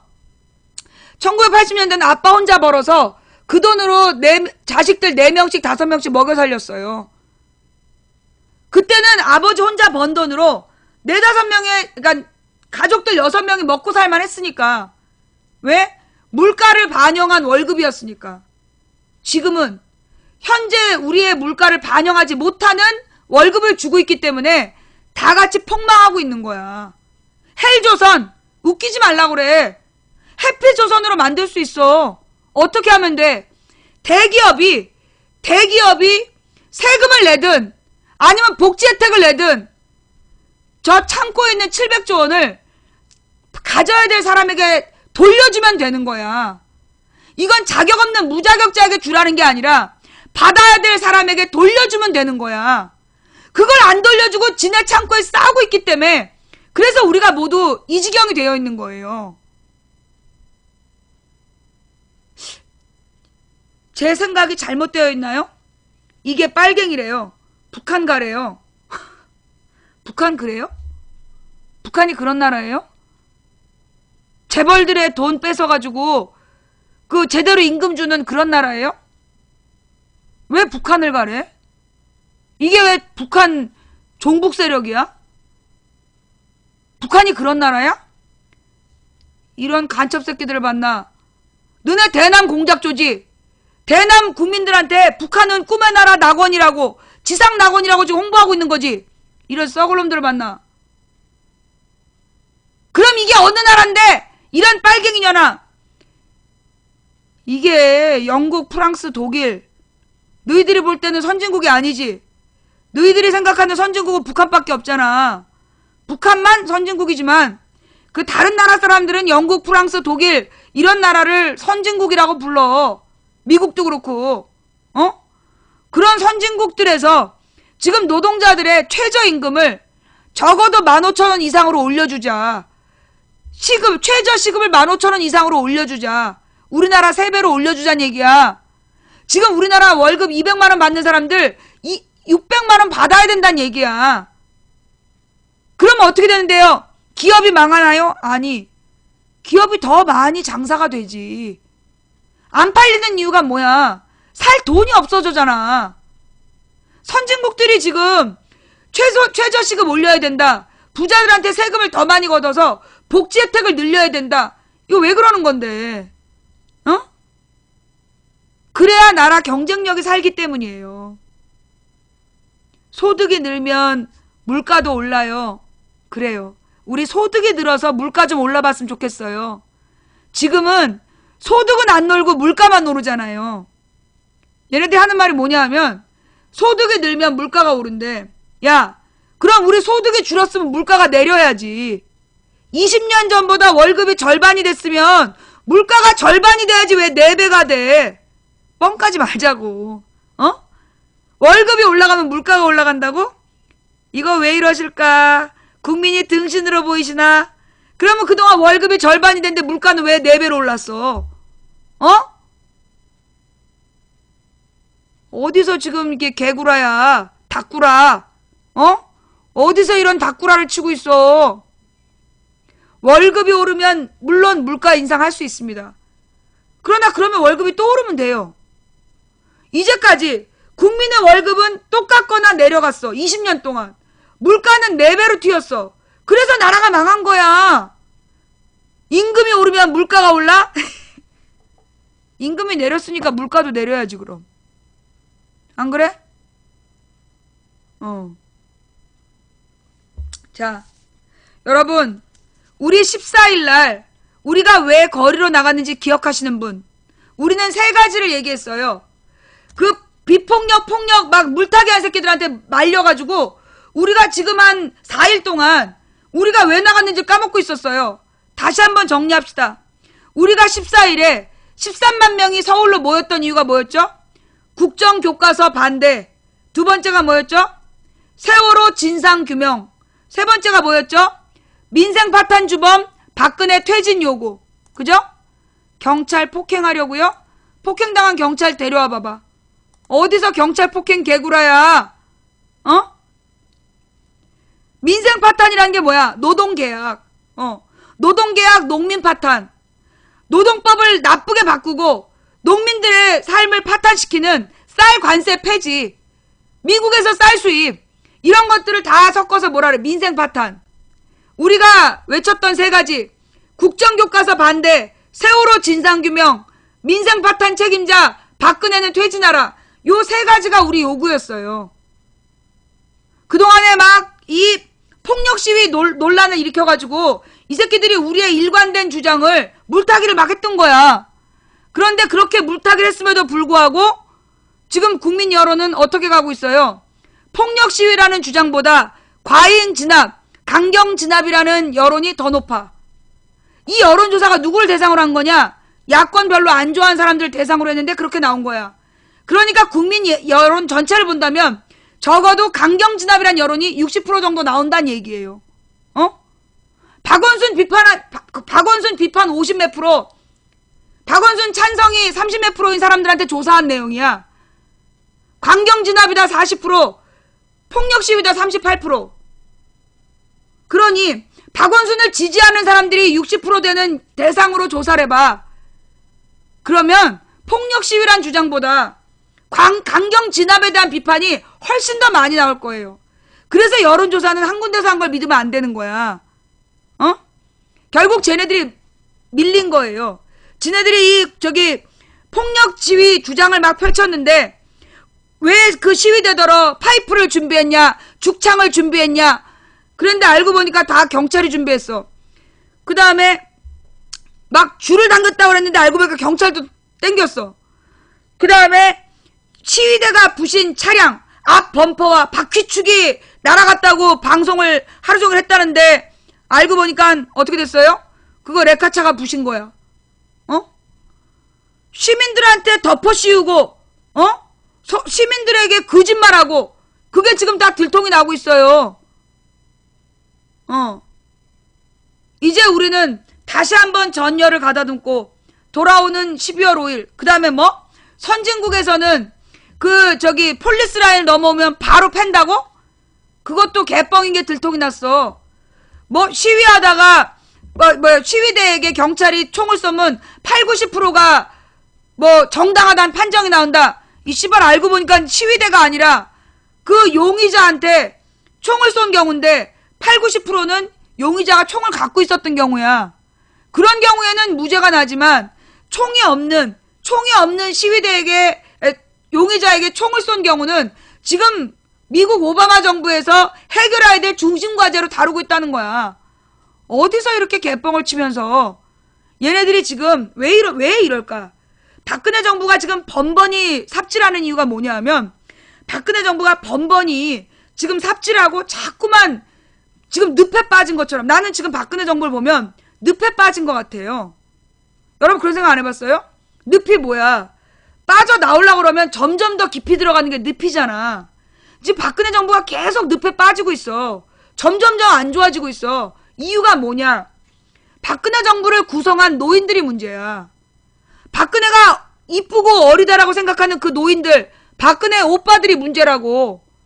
너무 늙고 국제사회의 변화를 못 읽고 젊은 사람들의 정서 파악을 전혀 못하는 그 늙은 오빠들이 박근혜를 둘러싸고 우리 공주님 잘한다 박수 쳐주다 보니까 지금 쟤네들은 자꾸 늪에 빠지는 거야. 경쟁력을 상실하기 때문이에요. 문제는 뭐야? 모든 인사는 누구 책임이야? 박근혜 책임이야. 나는 노무현 대통령 때 노무현 대통령을 비판했던 사람이에요. 노무현 측근들, 노무현의 소위 측근이라고 얘기하는 사람들이 너무 실수를 많이 해서 계속 대통령에게 누가 되는 바람에 내가 인사 총책임자는 노무현이다. 노무현 대통령이 인사를 하는 데 있어서 너무 부주의하다. 좀 더 꼼꼼하게 따져보고 조심성 있는 사람들을 일을 줘야 되는데 너무 양아치 같은 애들을 일을 시키기 때문에 도리어 대통령이 뭘 해보려고 해도 안 되는 거다. 나는 그렇게 비판했던 사람이야. 나는 누가 그러더라?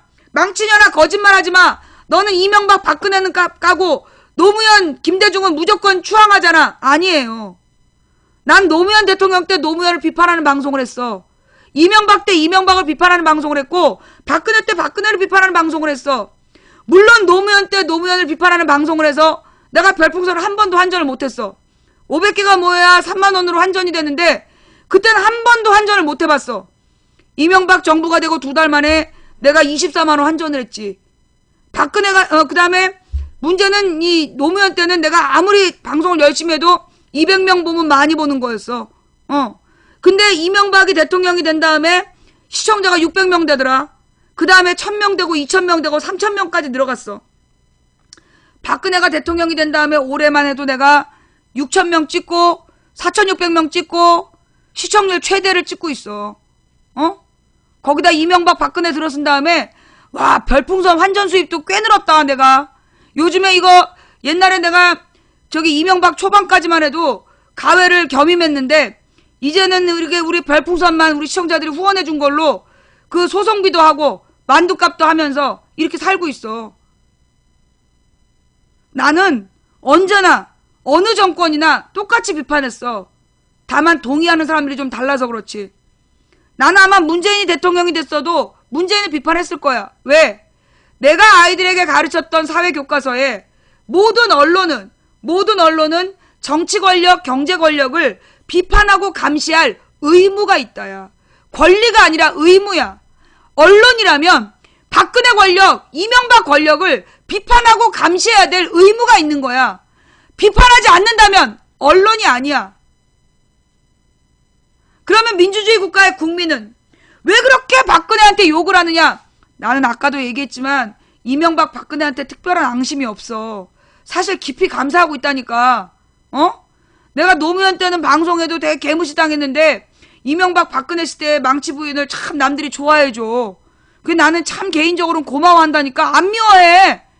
다만 나는 언론인의 의무를 다하고 있는 거야. 사실 나는 언론인으로 살고 싶지도 않았는데 나를 2012년에 잡아놓은 판사가 영향력 있는 언론인이라서 그래서 언론인으로 사는 거야. 영향력 있는 언론인으로서 어쩔 수 없이 내가 이명박 박근혜를 비판하는데 온 국민이 지지하고 동의할 뿐이지. 나한테 뭐라고 그러지 마. 내 죄가 아니야. 자, 그러면서 어디 감히 대통령한테 욕을 하네. 너 북한에서 왔냐? 북한에서 왔어? 이 북한에서는 뭐 최고 존엄을 욕하면 그거 잡아가고 죽이고 막 고사총으로 쏴서 죽이고 그런다며. 김정은이 뒷땅 깠다가 김정은 친척이 막 고사총에 총 맞아 죽고 그랬잖아. 여기는 자유 대한민국이야. 자유 대한민국에서는 옛날에 김대중 노무현 때 국회의원들이 노무현 대통령도를 육실할 놈이라고 욕하고 목사들이 빨개 벗고 고추를 내놓고 김대중 노무현 빨갱이라고 돌아다녀도 되는 나라야. 내가 뭐 나체로 뭐 박근혜 욕했냐 이명박 욕했냐? 내가 뭐 박근혜도로 육실할년이라 그랬어? 나는 그런 말도 안 했잖아. 이거는 대한민국 사회교과에서 인정한 뭐 국민의 권리야. 너희들이 나를 언론이라고 볼 수 없다면 국민의 권리야. 민주정치가 발전하기 위해서 대한민국 국민은 어떻게 해야 된다? 정치 권력, 경제 권력을 감시하고 비판할 권리가 있다. 노무현을 비판하고 이명박을 비판하고 박근혜를 비판할 국민에게는 권리가 있어. 너네 사회 시간에 쳐잤지? 김정은이 개새끼? 야, 그 여배우 김정은이 무슨 죄라고 여기서 개새끼래? 혹시 북한의 김통땡이?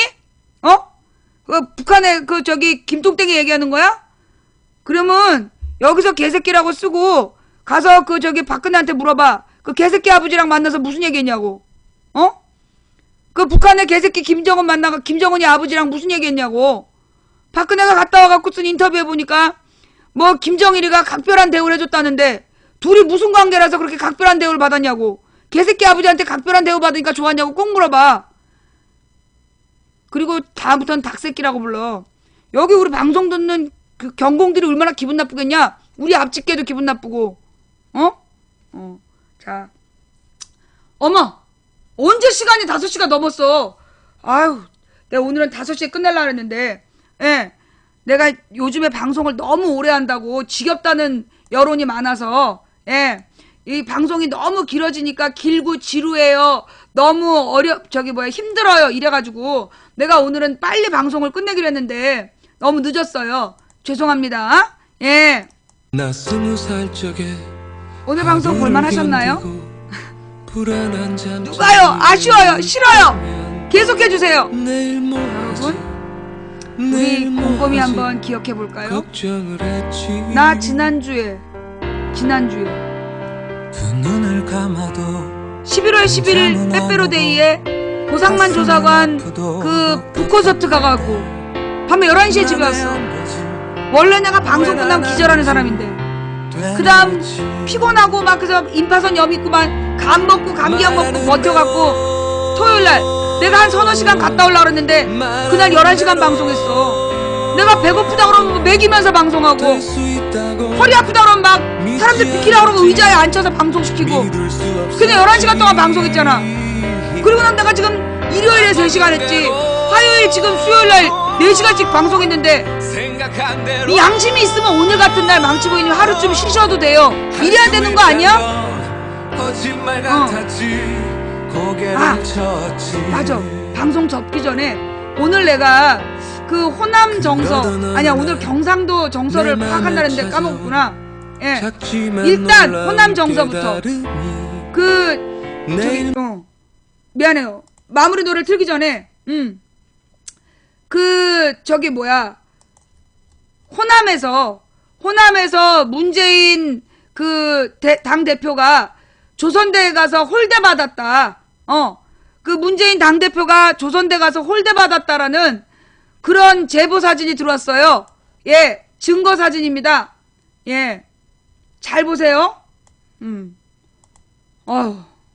예, 너무 홀대 받고 있어요. 예. 그 조선대생들한테 철저히 개무시를 당하고 별로 자리에 별로 없네요. 뭐 서 있는 사람이 이거밖에 안 돼요. 예. 그 문재인 선수가 조선대에서 예, 이렇게 매우 홀대받고 있는 뭐 서 있는 학생들이 얼마 안 되는 이런 사진이죠. 예.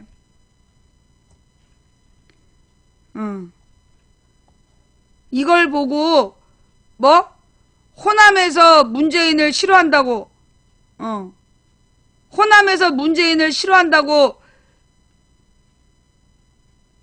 5%밖에 지지를 안 한다는 동 호남에서 김무성하고 문재인하고 둘 중에 누가 찍을래냐고 물어보니까 저기 누구야 문재인이 50% 김무성이 20% 나왔대. 어디서 예. 그 다음에 내가 경남 내일이 금요일이죠. 아 내일은 여러분 알고 계시죠? 내일 고상만 선수가 옵니다. 예. 내일 그 고상만 조사관이 내일 고상만 조사관이 그날 그 북콘서트의 뒷얘기와 그 다음에 그 찌르면 나오잖아. 아무거나 쿡 찌르면 막 얘기가 나오잖아.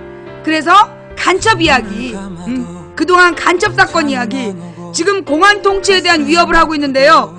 그동안 이 이승만 때부터 쭉 간첩으로 조작됐던 사건들 한번 들어보는 시간. 예. 그래서 우리 그 고상만 조사관님이 내일 2시 반에 오시면 언제 가실지 몰라요. 그러니까 여러분들 요강 준비하시고요. 예. 그 다음에 먹을 것도 준비하시고, 그리고 이제 시청자 감금 방송이야. 방송하는 고상만 조사관도 집에 못 가고 시청자도 이제 해산 못 하는 거야.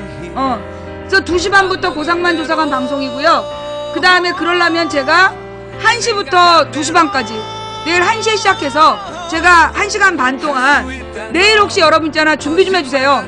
경상도 경남에 홍준표 주민 소환 어떻게 준비되고 있나. 예, 그 홍준표 주민 소환에 대해서 경남의 상황을 좀 조사해가지고요. 저한테 좀 알려주세요. 각 투표소별로 어떻게 되고 있는지 집계해가지고 좀 알려주셨으면 좋겠습니다. 자, 오늘 방송은 진짜 여기서 끝낼게요. 예, 그 함께해주신 모든 분들께 진심으로 감사드립니다. 예, 오늘 그 방송이 열리자마자 달려와 주신 모든 분들께 감사드리고요. 그리고 오늘 자발적으로 몇 명이나 자발적으로 추천하신 3112분께 진심으로 감사드립니다. 아까 3700명이 넘어서 3800명 가까이 보던데 700명은 누굴까? 추천 안하고 도망간 니들은 누굴까? 오늘 밤 녹색 설사에 늪에서 눈뜰지어다. 인생의 가장 중요한 순간 다리를 줄줄 흘러내리는 녹색 설사를 만날지어다. 자, 그리고 오늘 후원해주신 한 분 한 분 진심으로 감사드립니다. 제가 깜짝깜짝 놀라면서도 안 놀란 척 하느라고 애쓰고 있습니다. 후원해주신 분들 한 분 한 분 진심으로 감사드리고, 제가 일일이 인사 못 드린 점 다시 한번 사죄드립니다. 그리고 오늘 이 방송을 도와주신 우리 참세상님, 그리고 풍현국님, 그리고 여비고님 진심으로 감사를 드리고요. 함께해주신 모든 분들께 감사를 드립니다. 망치부인 방송이 망치부인이 대단해서 진행되는 방송은 아닙니다. 매일 이 시간 4,000명 가까운 숫자가 이 동네 아줌마가 하는 방송에 모여서 다같이 시국을 걱정하는 이 놀라운 기적, 제가 볼 때는 어느 나라에도 이런 기적은 없을걸요? 그렇잖아요. 어떤 나라에 매일매일 4,000명 가까운 국민들이 모여서 나라 걱정을 하겠습니까? 이런 대단한 나라가 어디 또 있겠어요. 그래서 우리에게는 희망이 있고, 그래서 우리의 내일은 밝을 수밖에 없어요. 우리가 용기를 잃지 않으면, 우리가 포기하지 않으면, 우리가 두려움에 떨지 않는다면 우리의 내일은 반드시 달라질 겁니다. 그리고 또 여러분 누군가 간절히 소망하면 온 우주가 그의 소망을 위해 움직이기 시작한다. 저는 이 방송에 임재하시는 우주의 에너지를 느끼고 있습니다. 또 우리 망치부인 방송에 좌우명이 있죠. 우리가 가는 길은 갈만한 길이라서 가는 게 아니라 가야 할 길이라서 간다. 길을 가다가 길이 보이지 않으면, 빛을 따라왔는데 어느 날 빛이 보이지 않으면 우리는 제대로 온 거다. 길 끝에서 길을 만들어 갔던 우리 선배들처럼 이제 우리가 길을 만들고 이제 우리가 빛이 될 차례다. 그래서 우리가 가는 길은 갈만한 길이라서 가는 게 아니라 가야 할 길이라서 간다. 내일도 우리는 가야 할 길을 갈 겁니다. 여러분, 일희일비하지 마세요. 흔들리지 마세요. 갈대처럼 흔들리지 말고 바위처럼 건강하고 단단하게 내일을 준비합시다. 저는요, 엄청난 기적이 다가오고 있다는 게 느껴져요. 정말 소름 끼치게 우리가 차마 생각하지도 못한, 상상도 못한, 들어보지도 본 적도 없는 기적이 다가오고 있다고 저는 믿어요. 여러분도 믿으십니까? 오늘 밤 기도해 주세요. 감사합니다. 지금까지 망치부인이었고요. 내일 낮 1시에 늦게 오면 자리 없어. 알지? 빨리빨리 오세요. 감사합니다. 내일 1시에 만나요.